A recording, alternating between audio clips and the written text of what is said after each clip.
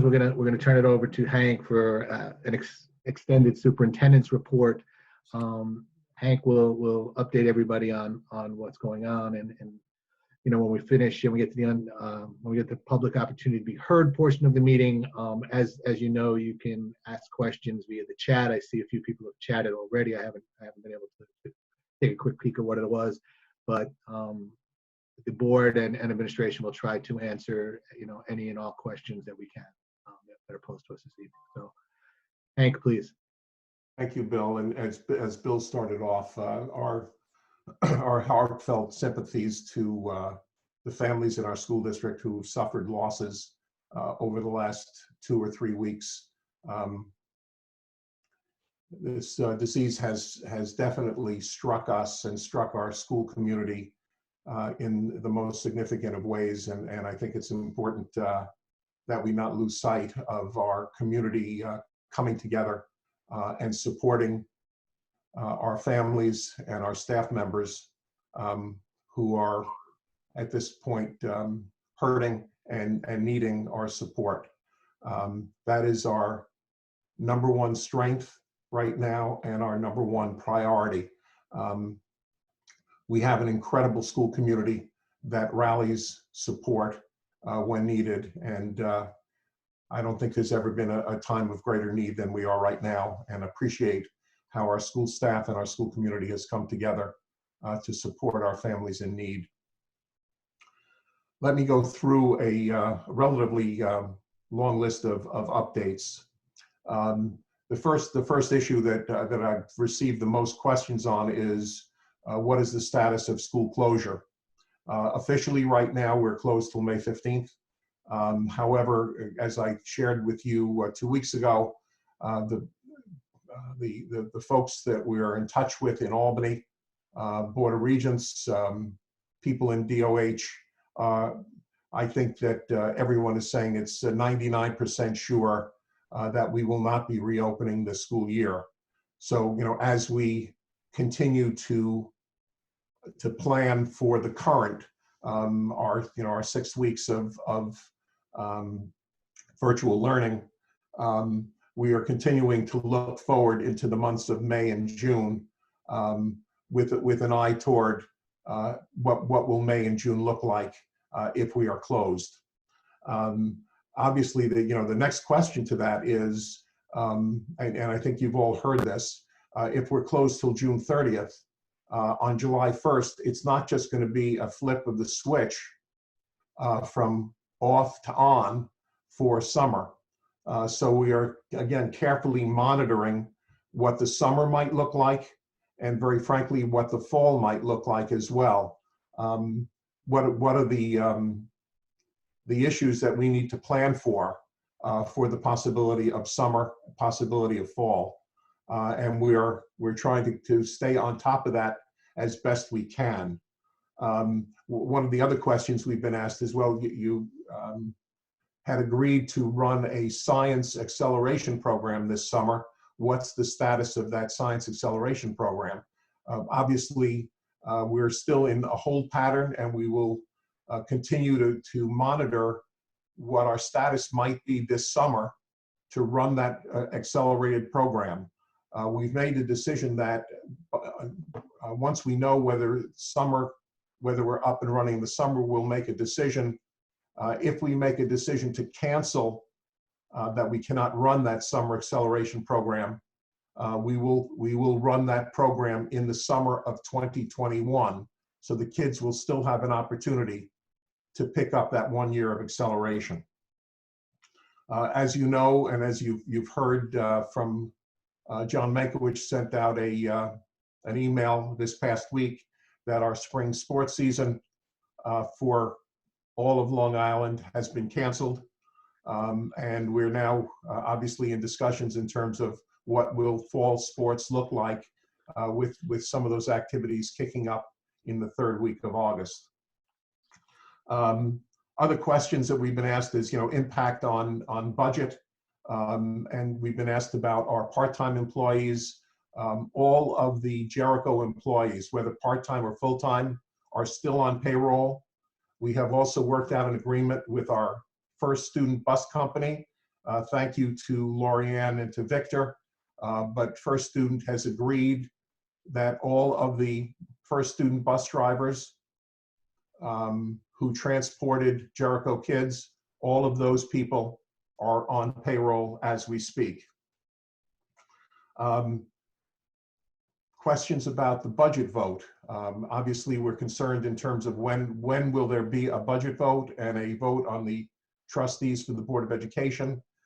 We're eagerly awaiting for word from the governor in terms of setting that date. He has set the date for the Democratic primary, and we're anxiously awaiting for him to set a date which may be the first or second Tuesday in June. We're not sure yet. The process that we are hearing at this point is it will most likely be an absentee ballot process. And again, this is not set in stone. This is what we're hearing.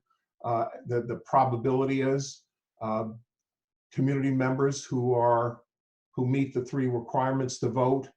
All of our community would receive an application for an absentee ballot.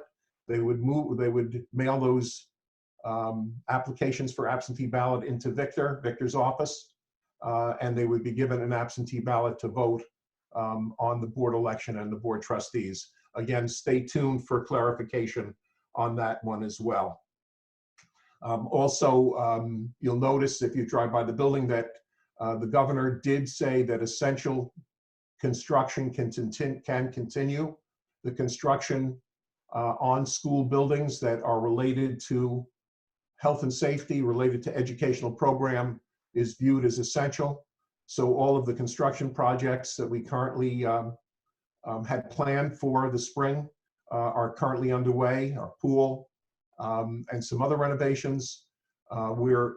If school is canceled through June 30th, as soon as that occurs, we will move forward with the work that we had planned to do in the middle school, high school, and Jackson this summer, and possibly, hopefully, we'll get a jump start on that construction.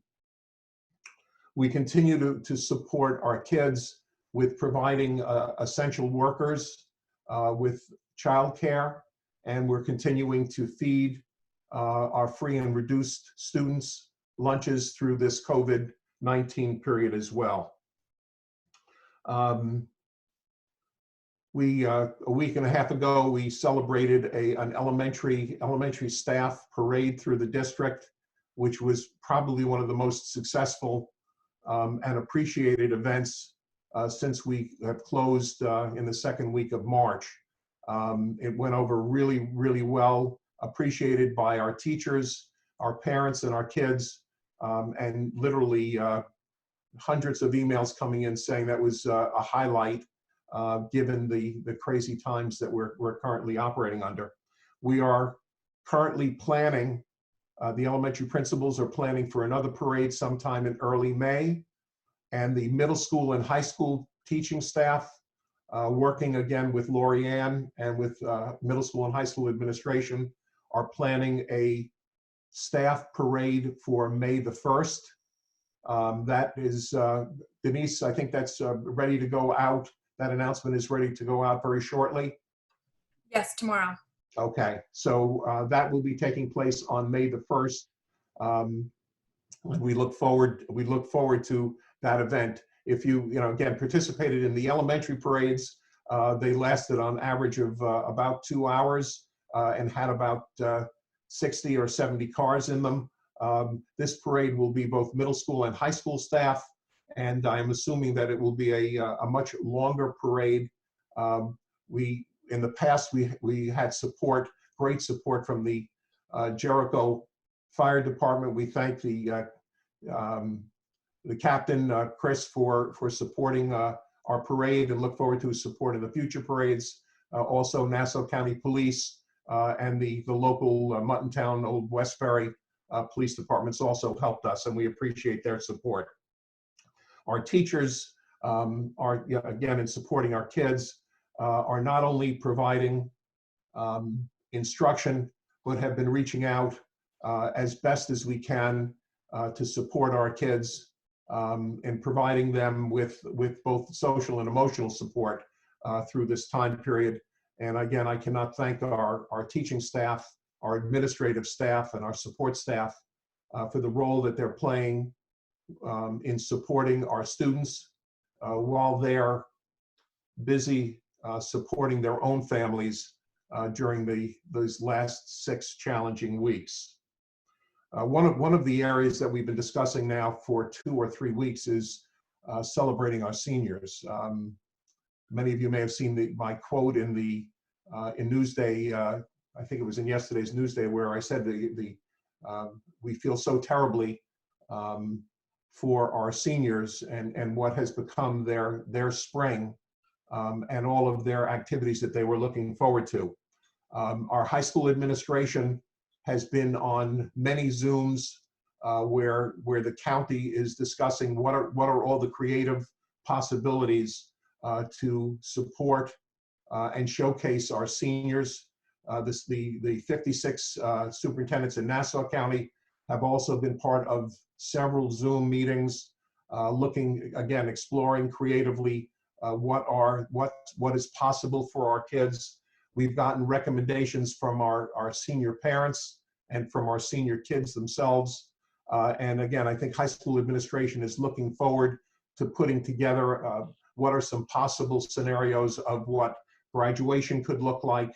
What are some scenarios in terms of senior prom, senior party, senior awards, and honoring our senior athletes. So there are several excellent suggestions.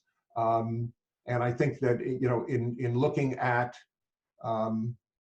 what's possible in June versus what might be possible in July or August, I know that one of the things that we've talked about is that our kids, by and large, are still home the weekend of August 8th and August 9th. So, is it possible that there could be some form of graduation, an alternate graduation plan for that weekend? We've also looked at, and again, many districts have looked at a senior prom, senior party, looking at Thanksgiving weekend or looking at the winter Christmas vacation period. So there are a lot of suggestions, and the conversations that we've had with high school administration, we're looking to expand our thought exchange process, where we will get feedback from our kids, our staff, our parents, in what the possibilities are and which of those possibilities are the most popular. We will not forget our seniors, and we will do everything in our power to ensure that their spring is as special as we possibly can make it. Let me talk briefly about fourth quarter grades. That also has been an area of great concern, and we've had conversations.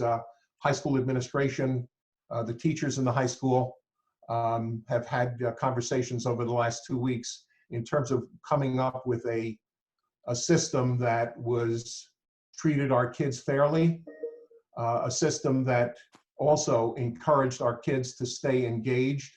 I think it's important from our perspective that our students, for their health, continue to stay engaged in their academics through the end of the school year. So what we've come up with, and again, I think this makes a lot of sense. We've come up with a system for the fourth quarter where kids will receive a Pass Plus, a Pass, or an NC for no credit. A Pass Plus will be students proficiently engaged in all fourth quarter activities and objectives. A Pass, students were proficiently engaged in at least 2/3 of the fourth quarter activities and objectives. A NC, or no credit, would be the student engaged in less than 2/3 of the fourth quarter activities and objectives. How will this play out in terms of final grade? What we're looking at is, in terms of final grade, we're looking at a baseline that will basically look at first quarter, second quarter, and third quarter. probably looking at a third, and a third. Again, yet to be finalized, but that's how we're looking at the final transcript grade. And as you're aware, the final transcript has one grade and one grade only on it. The final transcript that is sent to colleges and universities. What the recommendation is that a student in the fourth quarter who gets a P+, so a student who's been completely engaged for the entire fourth quarter, that student's final grade will go up one notch. So if that student's final grade is an A-, and that person gets that student gets a P+, that A- will become an A. A student who gets a P in the fourth quarter, there will be no impact on their final grade. For a student who gets a no credit, a student who does less than 2/3 of the assigned work in the fourth quarter, that student will be penalized one notch. So that student with an A average, if they get an NC in the fourth quarter, that A will become an A-. What our hope is that this will encourage students to stay involved and give us the flexibility to have a system that everybody's aware of as we go into the fourth quarter. Other just informational items. The JEF bricks are that the JEF was selling this past year and will be donating funds to the school district to support our social emotional programs. Those bricks will start to be installed sometime within the next several weeks. One of our parents recommended or came forth with a suggestion that we print Jericho Strong t-shirts that will say Jericho Strong. We're going to sell those t-shirts for $20, I believe, through I think through the PTA. Of the $20, the entire proceeds, the profit of those t-shirts will go to support the families in our school district that are having either financial need or any type of financial need. That money will be directed to them. Other informational items, we will be circulating a potential calendar for the 21-22 school year shortly. Also informationally, officially all of the school grounds of the Jericho School District, all of our grounds are closed. That is in coordination with the town of Oyster Bay, that has also closed all of the town parks and recreation facilities in the town of Oyster Bay. The last question that we've been asked is relative to student access to our buildings, staff access to our buildings. What we're going to ask is that our building administration let their staff and students know of the 2 or 3 hours per week that the building will be open for students to pick up material from their lockers, or for staff members to come in to pick up instructional materials to help support their online learning. So you will be hearing from your building administrator. For example, our building will be open on Mondays from 11 to 12, on Wednesdays from 10 to 11, and on Fridays from 9 to 10, something in that vein, so that students and staff will still have access to their lockers and instructional materials for our staff. That bill concludes my list of items under the superintendent's report. And with that, I encourage everyone to stay Jericho strong, continue to hold hands with our friends and neighbors and support them, as our Jericho community has done such a good job in doing. Thanks, Bill. Thank you, Hank. Thanks for all the updates. It was quite a bit. I'm sure that some questions will pop up regarding the grading policy for the fourth quarter, but I think that's an excellent idea. I think that really takes into consideration everybody's concerns, and it's keeping students engaged, and it's giving students an opportunity to increase their grade, and no one's really getting significantly hurt by that. So thank all of you for working that out. I think that's a really solid plan, in my opinion. I would like to say, since we are going to open the buildings for a couple hours a week for both teachers and students and staff to to retrieve what they need, I would ask Hank that we follow what I believe is the governor's directive and require everybody who enters that building to be wearing a mask at all times. Agreed. And obviously to not socialize with one another and to maintain social distancing. And I know that seems like a simple thing to say, but when you see somebody you haven't seen in a few months, it's a little tough to just not want to walk up to them. So everybody's been doing a great job, and we just ask that if people come to the school that they're adhering to that. Okay. Anybody else have any comments on the superintendent's report before we move with the schedule? Bill, let me respond. If I could respond to one question, and again, it's also a question that we've been asked a couple of times. What are we going to do in June or before we come back to school in September to assess where our kids are and what kind of supports they need? Obviously, we've had conversations with our teachers and our administrators that one of the things we're going to need to do is to assess, by department, by school, where we are and the progress that we've made being online till June. We're even thinking about what, if we have a normal opening in September, might we take 1 or 2 or 3 additional superintendent conference days at the opening of school to assess the curriculum that was covered and where we may need to fill some holes, and also to look at, very frankly, where we may need to support individual kids in what has transpired in their lives over the prior 4 or 5 months. Please know that we will continue to assess